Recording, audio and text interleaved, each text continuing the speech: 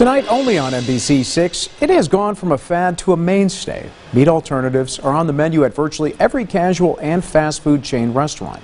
But do the claims on taste stack up? We examine.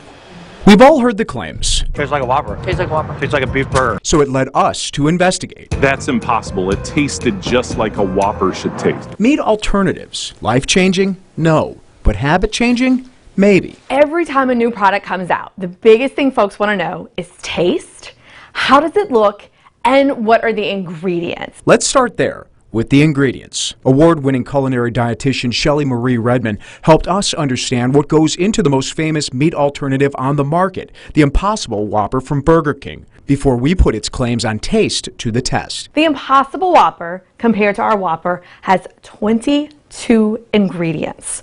The first ingredient is water. The second ingredient is soy proteins. A lot of folks would think maybe there would be beans in it. Where's my celery? Where's my carrots? And come to find out, this is more of a soy-based patty. So is it still somewhat vegetarian? Yes, but it doesn't have those vegetables. Redmond says the Impossible Whopper adds potato starch as a filler, so its carb count is higher than the original. The fillers may kind of add a little bit of a good look to that product, and those fillers a lot of times do contain carbs. But when it comes to calories and fat, there's little separation. We're looking at about 640 with the Impossible Whopper, about 660 to 680 with our regular Whopper, and then fat, again, not that much of a difference. Now that we know what's in it, our focus turns to what matters most. Taste.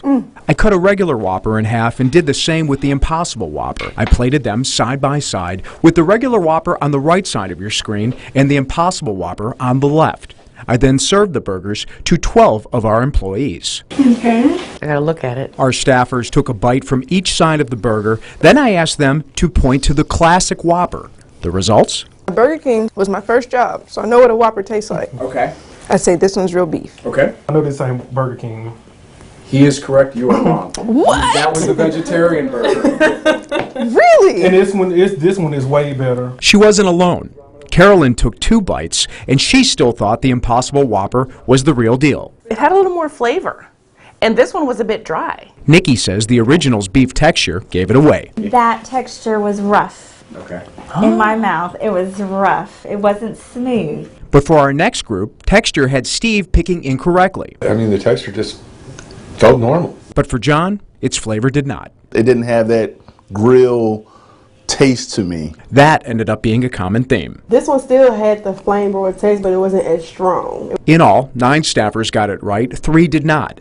That's a wide margin, but according to our taste testers, it was closer than the numbers indicate. It was very close. It was really hard to tell the difference between the two. It's comparable to the Whopper, especially if you get it with everything on it, just like a regular Whopper's made. It does taste like a Whopper. As for the burger Redmond would recommend, I'm going to go for the beef. And we have 22 ingredients compared to just the beef.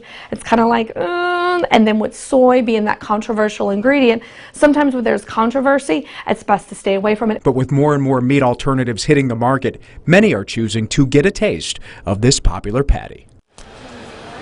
Industry analyst Markets and Markets says the current $12 billion U.S. plant-based meat market will grow to $27 billion in just 5 years. Investment firm UBS projects worldwide growth to increase to $85 billion by 2030.